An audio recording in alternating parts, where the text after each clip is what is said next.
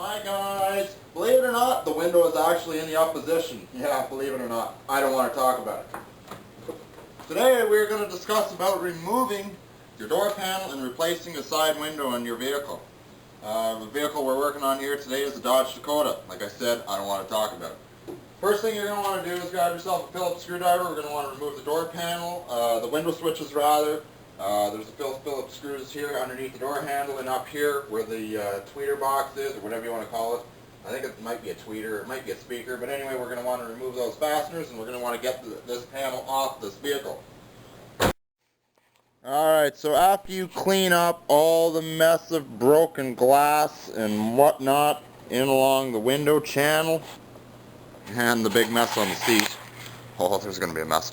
You're going to want to take a gander at your window switch here, so let's get started. Alright, so safety first. If you have glass all over the place, be careful, okay? You can cut yourself on this stuff fairly easily, you know? And so just be careful. You might need a screwdriver for this, you might not. Just clips holding this in here, just like so. Okay? Alright, with that hung out of our way, we're going to have to disconnect this. There is little push pins, okay, so just push. I don't know if I can flip this around or not to show you. Right here, there's a little push tab. You got to push in on this. Alright, right here. Watch my thumb. Alright, push in. There's the screwdriver. Push out. Okay, very straightforward. Same goes for the other one. The other one actually you might need a screwdriver. I don't know, it's a push style too. Just push in and wiggle it. It's probably been in there since new. Might need a screwdriver for this one. Nope, it's coming. There we go. Just like that. Those terminals are a little corroded. I might clean that up. Alright, so with that out of the way, you're going to need your window switch. So don't put that somewhere where you're going to forget about it, because you're going to need it to make the window go down a few inches or something. Like at least a few inches when you're ready to dismantle the holder that holds the glass to the window regulator. Next, you're going to want to get a Phillips screwdriver. There's a screw in here and a screw down there. Great. I think I had too much liquid encouragement tonight.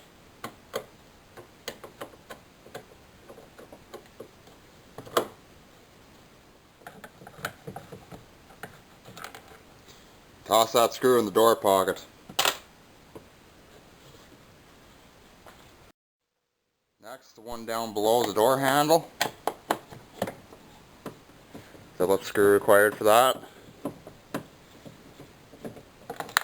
Now this one's a bigger one, and it's also shorter, so in stature. So maybe if you know with the Dakotas they have a split door pocket system.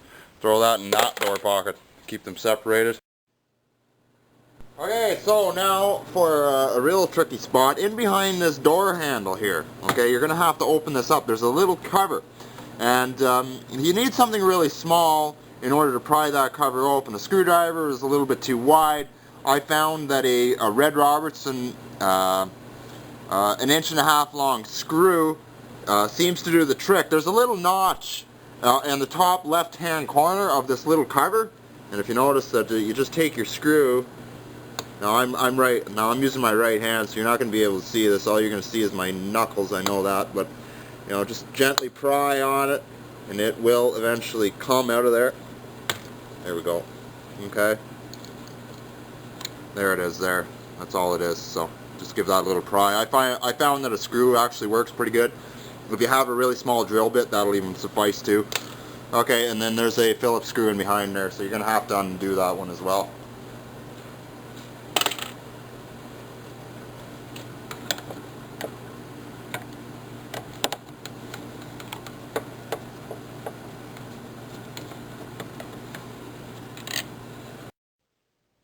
Okay, kneeling down to the bottom of the door panel here, you have two Phillips screws along the bottom. You got one on the left side and one on the right.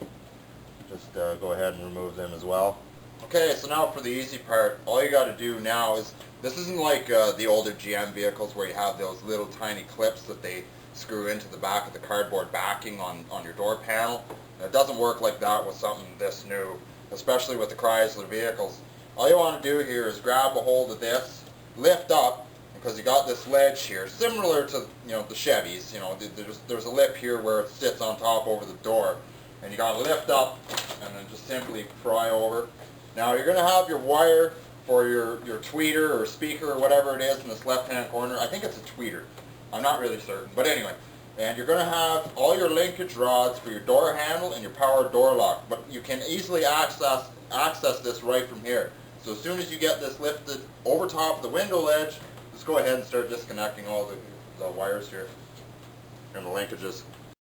Okay, you can kind of see in behind here, the typical thing applies. They're just a slide-on, clip-on type of thing.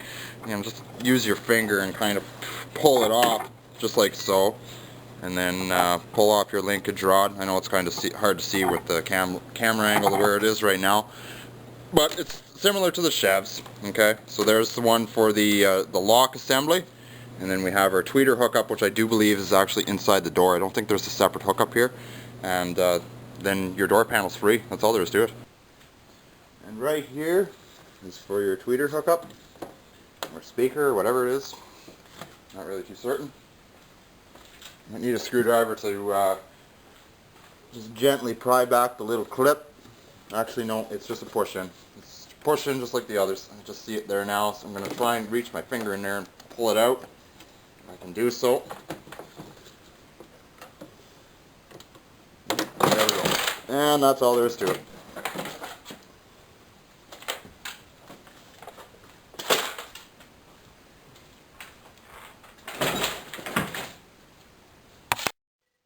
Okay, so now you're going to see this kind of like a cellophane cover kind of thing. Now it's applied on there with like RTV sealant. So just gently pry it off, and if you have some RTV sealant handy, you're going to want to use it to just kind of set this back into place when you're done changing your window. If you don't have any, I suggest go out and get some. It's about $8 for a tube of it. It's not really the cheapest stuff. You know, you'll notice that the tube is not that big, but you're going to want to get some RTV sealant so you can kind of stick this back on. And don't use a great deal of amount of it either, just enough that it'll stay on there. You can use other kind of sealants too if you want. It's just, you know, there's nothing fancy about it. It's, you know, I guess it's somewhat of a sound dampening kind of thing. You don't even have to pull it right off, just enough that you can kind of gain access to our window regulator and all our guts in here. And if you have a shop vac handy too, you're going to want to vacuum out all the excess glass. There's actually quite a bit in the bottom of the door here. And the problem with that is that it's actually blocking the drain holes. So if you do have a broken window, you know, you're going to want to vacuum that out of there. You don't want to leave that stuff sitting there for sure, because the water will stay in there and it'll sit in there, and then next thing you know, your door panel's your bottom of your door is going to rust out. So make sure if you do have a broken window like what I do, and this is the reason why you're doing this, make sure you get that vacuumed out of there. So today is a new day. We have our window. There's a few things that we got to loosen off. There's a guide here that runs in along here, and if you notice, it runs in along the inside of the door panel. There is a few fasteners here that hold it in place. There's actually one right here, and that might actually be it. Now we have to loosen this off in order to get that window channel to slide over a bit, because we have to insert our window from the outside of the vehicle. But in order for us to do that, we actually need this guide out of our way a little bit. So you notice that, you know, it's starting to move now as soon as I loosen off the bolt. You might have to take the bolt all the way out here, actually. The truck that I took it out of actually had an adjustment you can actually use to adjust it, but this truck doesn't have it. So we'll have to do that. Okay, now it's out of our way. Now we're going to turn the key on. We're going to roll what's left of the window all the way down. What's going on here? Okay. And we can see our regulator bolt that holds the holder for the window, and we have to unbolt that. So I'll go ahead and do that right now. So once you get your first bolt out, there's a little channel here. There's a little notch actually taken out in the door if you roll your window down a little further. Oh, a little too far. There we go. Now you have a perfect position to go ahead and take your ratchet, your 10mm ratchet, and undo this here from the regulator.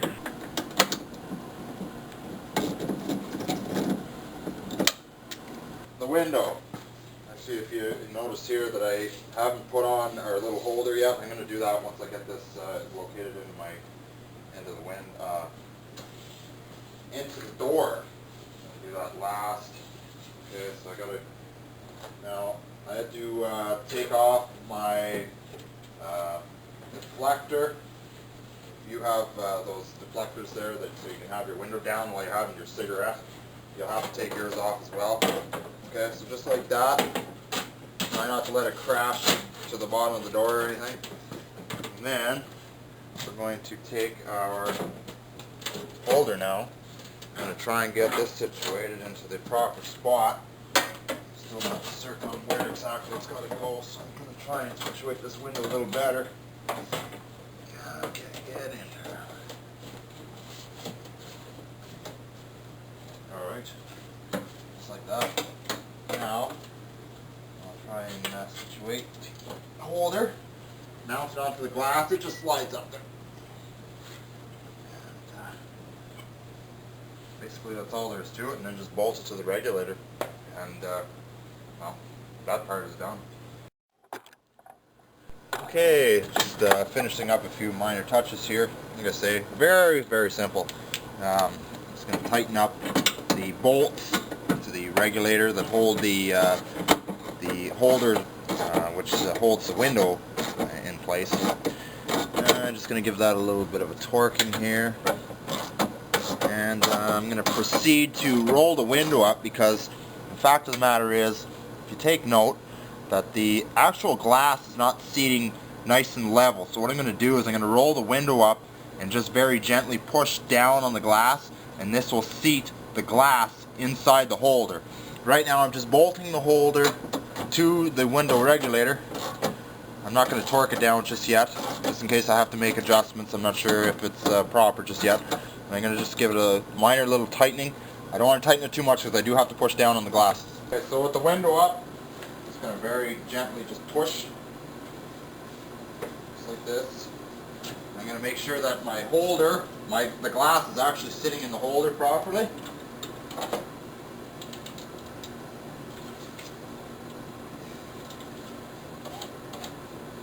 Yeah, we're sitting pretty good there. So I'm going to go ahead and tighten the rest of them up, and we'll go ahead and start installing the rest of our components here. Okay, so moving right along here, can anybody see this? This is a little window channel that I unbolted. It has a Velcro, or not a Velcro, a velvet kind of lining inside there. And what you're going to want to do is you're going to want to get this situated, because this in return keeps the glass against this channel as well. So it's got to have a bit of tension there. Not a lot, that it's going to stall the window when it's going up or down. But like I say, like it's got to be hooked up properly here. So we got to get this channel bolted back down. There's the hole there for it. So we got to get those lined up, and our fasteners installed for it as well. So I'm just going to go ahead and install my final fastener. And then I'm going to roll the window all the way down, and I'm going to tighten up my window holder to window regulator all the way down. Okay, so I'm going to go ahead and tighten them up. The reason I'm using a long extension is because I have to use it for the bolt inside here. It requires me to have an extension in order to reach it. A deep socket would suffice too. I'm also using one of those right now too.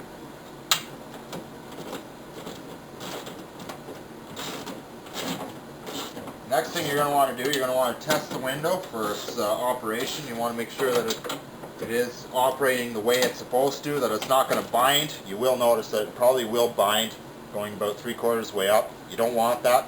If that be the case, you might have to adjust your felt lining. I've noticed with mine that my felt lining was actually sticking out outside the side mirror here, and I had to tuck it back in. So you might have little, adjustments to make like that. I'm going to give it a try here, and we're going up. so far it worked pretty good. That seems pretty good. It wasn't slowing down on, you know, on the up position. Go ahead and turn it down. Seems to be working all right for my enjoyment.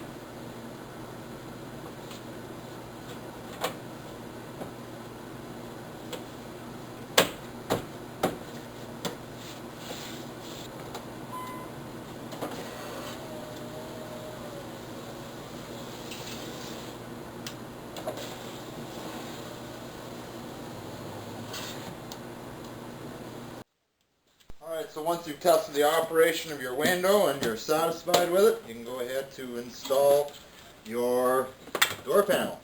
And got our wires.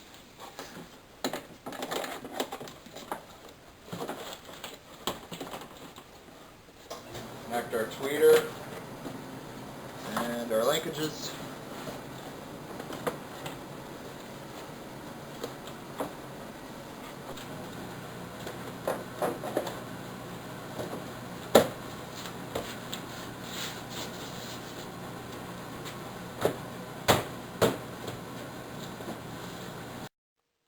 Alright, so when you're all done, take the car out for a drive and make sure that you don't hear any wind. If it is the summertime, go ahead and wash your vehicle and see if you have any leaks as well.